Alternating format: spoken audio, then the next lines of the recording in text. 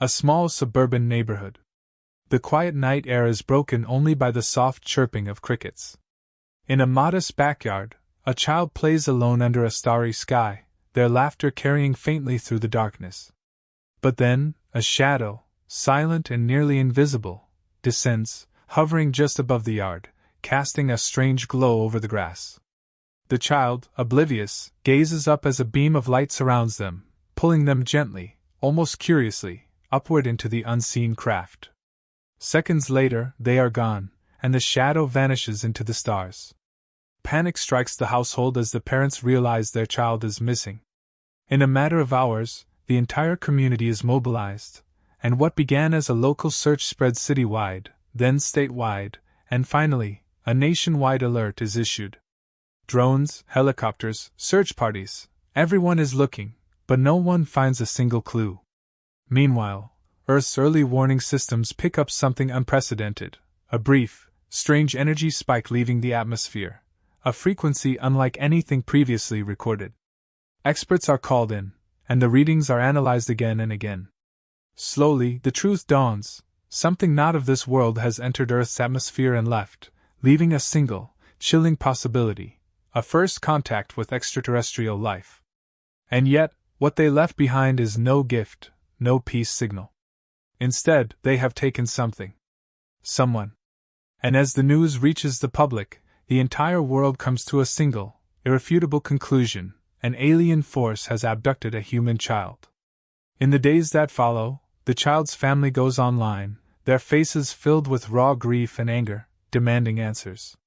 Their plea reaches people everywhere, from bustling cities to the remotest parts of the planet, creating an unstoppable wave of emotion. Humanity's anger becomes one voice, one message echoing on every channel, every platform. Bring our child back. Politicians, leaders, and ordinary people, everyone is consumed by the same desire.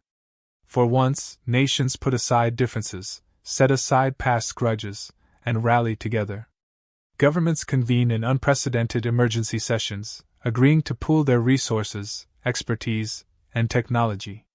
What was once thought impossible is now a united mission, and every tool, every mind, every heart is directed toward one goal: prepare humanity's response. On the other side of the galaxy, the Zevran Collective, a highly advanced and insular alien civilization, remains unaware of the storm their single action has unleashed. They see humanity as an emerging, slightly curious species, too technologically primitive to be of much interest. In their minds, the abduction of a human child is a simple study, a research project into resilience, adaptation, the mysteries of human development. They have no concept of the fire they've ignited. Back on Earth, scientists, engineers, and military strategists gather in secure locations across continents, combining the best of human knowledge and resources. The project, dubbed Operation Vengeance Armada, is fast-tracked. Innovations that might have taken years or even decades to achieve are now accomplished in a matter of weeks, fueled by humanity's fury and determination. Experimental propulsion systems, advanced weaponry, and AI-driven defense mechanisms are crafted, tested, and refined by the brightest minds. Finally, the call goes out to Earth's most skilled pilots and soldiers. They train day and night, rigorously, relentlessly, pushed by the understanding that this mission may determine not only the fate of the abducted child but the very survival of humanity. They are prepared for whatever waits out there, ready to sacrifice everything for the one who was taken. And at last, humanity's first interstellar fleet, the Vengeance Armada, stands ready, powerful, and prepared to confront the unknown. As Earth watches, holding its breath, the fleet launches, with a single promise driving them: bring our children home. Aboard the newly launched Vengeance Armada, humanity's resolve is crystal clear. Every individual, from the pilots to the engineers, knows what's at stake. As the fleet moves toward its destination, the depth of this global alliance becomes visible. This is not just a mission, it's a testament to what humanity can achieve when united under a single cause. The spacecraft themselves are unlike anything ever seen before. Designed in record time, each ship incorporates advanced shielding systems, energy-based weaponry, and an AI network that enables real-time data sharing across the entire fleet. Earth's brightest minds, fueled by a determination born from loss, have developed these weapons and systems to ensure no hostile force would catch humanity unprepared again. Each vessel, sleek and efficient, is equipped to counter an enemy whose strength and tactics remain largely unknown. The crew members, handpicked from Earth's elite forces, carry the weight of humanity's first interstellar mission on their shoulders. There's a grim determination on each face as they undergo intense combat drills, practicing evasive maneuvers and synchronized attack formations. Though the journey through uncharted space is long and grueling, the mission's purpose keeps morale high. With every day that passes, they grow more unified, bound together by the single goal that drives them: the rescue of an innocent child and the retribution that humanity demands. As the Armada travels, Earth-based teams remain in constant contact, tracking the fleet's progress and providing data on the Zevran Collective's known movements and characteristics. Intelligence analysts back home piece together what little they've learned about the Zevran from intercepted signals and energy signatures, revealing glimpses into the alien society that dared to abduct a human. Everything they know points to the Zevran's superiority in technology, but also to their underestimation of humanity. The Zevran Collective is an insular, calculated society, one that has never faced a race driven by such fierce resolve. On board the lead ship, mission strategists analyze every potential outcome. They simulate encounters, factoring in Zevran technology and preparing countermeasures for everything from advanced plasma weaponry to cloaking fields. They know this mission demands flawless precision. Failure isn't an option. Every battle simulation, every scenario, every potential threat is met with a tactical solution. And as the Armada draws nearer to Zevran territory, they initiate final protocols, readying themselves for an engagement that will forever shape humanity's place in the galaxy. As the fleet approaches the outer boundaries of the Zevran-controlled region, the strategy shifts. They activate stealth cloaking, navigating with extreme caution. Every crew member is on high alert, aware that they may be entering hostile space at any moment. Silence blankets the ships as they glide forward, inching ever closer to the target. In the distance, the Zevran outpost comes into view, a dark, monolithic structure orbiting a barren moon. This is where the child is being held. And now, after weeks of preparation, training, and anticipation, humanity's moment has arrived. In hushed tones, the final orders are issued. The fleet prepares to engage the enemy, executing maneuvers honed through countless drills. The tension is palpable. No one speaks.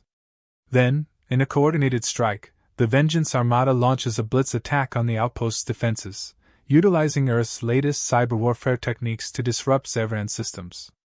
Alien alarms ring out, and the Zevran, taken completely by surprise, scramble to mount a defense. But humanity has brought more than fury. They've brought innovation and skill honed to a razor's edge. Earth's forces unleash everything in their arsenal, battering through the Zevran defenses with calculated precision. Plasma rounds, EMP waves, and precision lasers cut through Zevran ships as humanity shows its true strength. A targeted cyber assault on the Zevran's communication networks disables their ability to coordinate, turning the initial shock into disarray among the defenders. In a matter of minutes, the Vengeance Armada has cut through the outer perimeter, forcing the Zevran back toward their core defenses. Amid the chaos, a smaller, specialized rescue team departs from the main fleet, maneuvering toward the station's core, where the child is reportedly held. Inside the craft, each member of the rescue team is briefed on their mission with ruthless clarity. They are to retrieve the child at all costs, ignoring any distractions or obstacles. This is not just a rescue, it's a message. The Zevran will understand the lengths humanity will go to for one of their own. As the battle rages around them, the rescue team penetrates the Zevran facility, moving with lethal precision.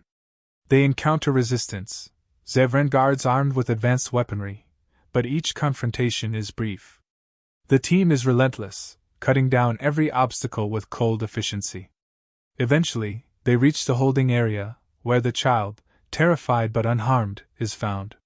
Relief washes over the team as they quickly secure the child, transmitting a signal back to the lead ship: mission accomplished. With their objective complete, the team retreats to the extraction point, racing against time as the Zevran reinforcements begin to rally. The fleet, maintaining their assault, provides cover fire, ensuring a safe exit for the rescue team. In a final, defiant maneuver, the Vengeance Armada executes a coordinated withdrawal, crippling the Zevran outpost with one last volley before retreating to safer space. Humanity's first battle beyond Earth has ended in a resounding success. The mission has proven not only their strength but also the lengths to which they will go to protect their own. The battered Zevran outpost hangs in the silence of space, scorched and crippled from the surprise assault. Inside, alien engineers scramble to restore essential systems, each one shaken by the realization that a species they once viewed as primitive has just overpowered their defenses with an alarming show of strength. As the Vengeance Armada retreats, the weight of humanity's attack echoes in every corner of the Zevran Collective's networks. The outpost transmits emergency signals across Allied space, calling for reinforcements and support from the Galactic Confederation. This attack, though small in scale compared to the forces of more established species, has left an impression, shattering assumptions and rattling long-held beliefs about humanity's capabilities. Back on the flagship of the Vengeance Armada, crew members exchange relieved glances, the realization of their victory setting in. The child is safe aboard the rescue vessel, receiving immediate medical and psychological care, but the mission is far from over. Debriefings are conducted in rapid succession, each officer and specialist recounting their role in the attack and analyzing the outcomes. Earth's strategists parse through data from the encounter, studying the Zevran's response times, weapon strengths, and communication vulnerabilities. They realize that while the initial strike was successful, the broader Confederation may respond with overwhelming force. Every analysis points to one sobering fact: a larger confrontation is imminent, and Earth's fleet must be prepared. In a rapid transmission to Earth, the fleet commander relays the events, emphasizing both the rescue's success and the need for Earth's immediate support and readying for further engagements. Humanity must be prepared for the Confederation's retaliation. What began as a rescue mission has evolved into a potential war for survival. The news stirs a renewed wave of support across Earth. Crowds gather in cities, watching the live updates and footage from the battle, united in awe at the resilience shown by their forces. Across continents, resources are allocated, more ships are commissioned, and production facilities work around the clock to manufacture supplies and munitions. In the Zevran Collective's Central Council chamber, alien leaders convene, each of them unnerved by humanity's brazen assault. Their analysts dissect every frame of the battle footage, astonished at the unexpected tactical prowess and technological capabilities shown by a species they previously deemed inferior. Questions arise: how did humanity advance so quickly? What resources do they have? What alliances might they have secured? The council is divided. Some see this as a minor threat that must be crushed quickly, while others, more cautious, recognize the danger in underestimating a species capable of such a bold move. The Zevran make contact with Confederation allies, requesting backup and urging immediate action to reassert dominance over this defiant new race. At the same time, Earth's fleet regroups at a nearby star system, setting up a temporary base for repairs and analysis.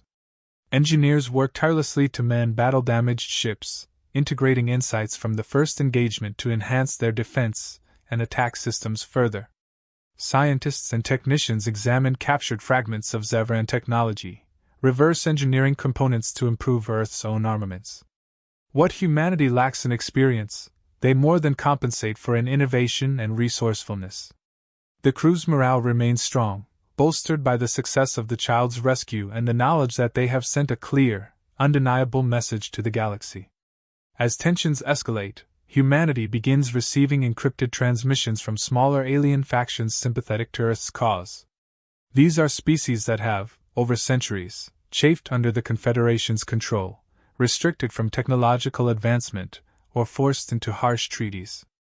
Now, seeing humanity stand up to their powerful oppressors, they offer intelligence on the Confederation's military movements, supply chains, and weak points. These unofficial alliances provide Earth strategists with a wealth of knowledge, allowing them to plan for the anticipated retaliation. Earth is no longer alone. What was once a mission of desperation is now the spark of something larger, a beacon to those who have waited for the chance to defy the Confederation. Finally, the call comes. Massive Zevran reinforcements approach, joined by allied Confederation forces, their numbers dwarfing the Vengeance Armada. Earth's fleet is outmatched in size, but not in resolve. Humanity's commanders know that this confrontation will be decisive, one that could determine the fate of their species. The crew, aware of the stakes, prepares without hesitation. Orders are given, formations are adjusted, and each member of the fleet stands ready, determined to defend their place in the galaxy. As the Confederation Armada closes in, the Vengeance Armada initiates a series of daring maneuvers, using guerrilla tactics to compensate for their smaller numbers. Small strike teams launch from the main ships, using the cover of asteroid fields to infiltrate enemy lines and target key Confederation vessels, disabling communication hubs and disrupting formation. Meanwhile, cyber warfare experts launch another assault on the enemy's networks, injecting viruses and scrambling Confederation data to create chaos within their ranks. The battle becomes a test of strategy, resilience, and sheer determination. Despite their smaller fleet, Earth's forces press on, exploiting every weakness, every hesitation among the Confederation's ranks. The Zevran and their allies find themselves in disarray, unprepared for humanity's relentless, unpredictable approach. Ships that were once symbols of Confederation power now falter, unable to withstand the fury and precision of Earth's attacks. After hours of fierce fighting, the Confederation fleet, battered and demoralized, withdraws. The Zevran Collective, having sustained significant losses and shaken by the realization that they cannot easily subdue humanity, retreats. In a final transmission to Earth's fleet, the Confederation formally acknowledges humanity's strength and declares a ceasefire, promising to refrain from further hostilities. The message is terse, but the meaning is clear. Earth has earned its place in the galaxy, a force not to be dismissed lightly. The Vengeance Armada, triumphant but weary, begins the journey home. They know that this victory is only the beginning of a new era. Humanity's presence has been marked in the galaxy, their resilience and power now recognized by allies and enemies alike. The fleet's return to Earth is marked by a silence that holds both relief and realization. The crew members, once solely focused on the mission to rescue a single child, now understand that their victory has set a precedent for humanity's future in the galaxy. They return not only as heroes but as pioneers who defied an interstellar power. The rescued child is finally reunited with their family, and while Earth celebrates, the fleet's leaders know they've crossed a line that can never be undone. Messages pour in from across the galaxy, some congratulatory, others wary. Factions oppressed by the Confederation send cryptic thanks and silent nods of respect. For them, humanity's triumph is a symbol, a spark of hope. Yet others, the larger powers and those who command the galaxy's resources, respond with a more guarded approach. They realize that Earth, though technologically behind in many ways, possesses something that makes them uniquely dangerous, a relentless drive that won't bow to intimidation or superiority. In Earth's highest offices, discussions shift from defensive strategies to long-term plans for humanity's place in the galaxy. Scientists and engineers, now armed with captured Zevran technology, begin the laborious task of decoding and repurposing it. What was once considered impossible technology is now studied in Earth's laboratories, opening doors to innovations and advancements previously thought to be decades away. The Armada's success has bought humanity time to strengthen, to prepare, and to innovate. Leaders and strategists understand that their position in the galaxy is still precarious, and while today they are celebrated, tomorrow they may face another, stronger challenge. Across Earth, public sentiment shifts. What was once fear of the unknown has turned to fierce pride. People speak of the fleet with reverence, of the courage shown by the crew members who brought a child home from across the stars. The Vengeance Armada becomes a phrase on everyone's lips, a story passed down and a reminder of humanity's resolve. Support for space programs surges, and industries redirect resources to fuel humanity's growing need for expansion and defense. This victory, though narrow, has ignited a new vision for Earth, a vision that extends beyond Earth's skies and into the cosmos. Elsewhere, the Zevran collective wrestles with the consequences of their defeat. In secret meetings, their leaders debate how to handle humanity's unforeseen strength. Some argue for another assault, one that would fully crush Earth before they have the chance to grow into a greater threat. But cooler heads prevail. They've seen the risks of engaging with a race willing to sacrifice anything for their own. They understand now that humanity's resilience lies in their unity, their capacity to innovate under pressure, and their unbreakable loyalty to one another. The Zevran decide, begrudgingly, that any future confrontation with Earth would require more than mere firepower. It would demand an understanding of humanity's unpredictable nature. And for now, they choose to wait and watch. Word of Earth's stand against the Confederation continues to spread among the galaxy's fringe worlds. Small, lesser-known species that have long endured subjugation under the Confederation's rule begin to seek contact with Earth. They view humanity as both an ally and an inspiration, a new force that might tip the balance of power. Unofficial emissaries reach out to Earth's leaders, offering knowledge and resources in exchange for a potential alliance. For the first time, humanity glimpses a larger role, not merely as an emerging species but as a potential protector of those who, like them, have suffered under the weight of the Confederation's dominance. As months pass, Earth's defenses are fortified. New ships are commissioned and launched, each one named in honor of those who served on the Vengeance Armada. This fleet, however, is not solely for defense, it's a symbol of Earth's new identity. Humanity, once isolated and vulnerable, is now a recognized presence in the galaxy, respected by some, feared by others. The leaders of Earth set guidelines for future engagements, carefully balancing the need for protection with the desire to avoid unnecessary conflict. They've learned from their first encounter that diplomacy, just as much as strength, will shape their path forward. Humanity's scientists and researchers take the lessons of the battle and pour them into progress, harnessing Zevran technology to enhance Earth's capabilities. Projects that once seemed too ambitious now become reality, from deep space exploration to advanced medical technologies, each development carrying the mark of humanity's first galactic confrontation. The drive to improve, to innovate, to secure their place continues, guided by a newfound confidence and an unbreakable unity. Years later, the story of the Armada and the battle against the Zevran has become more than a historical event. It is a defining myth, an origin story for Earth's place among the stars. Children learn of it in schools, and monuments are built to commemorate those who took part in the rescue. The Vengeance Armada has become a symbol of what humanity can achieve when united by purpose, of the power they wield when driven to defend their own. And though Earth's leaders know they must tread carefully in the galaxy, the message has been sent. Humanity will not be overlooked or taken lightly. In distant star systems, the lesson of the Armada lingers, a reminder to all who once dismissed Earth as insignificant.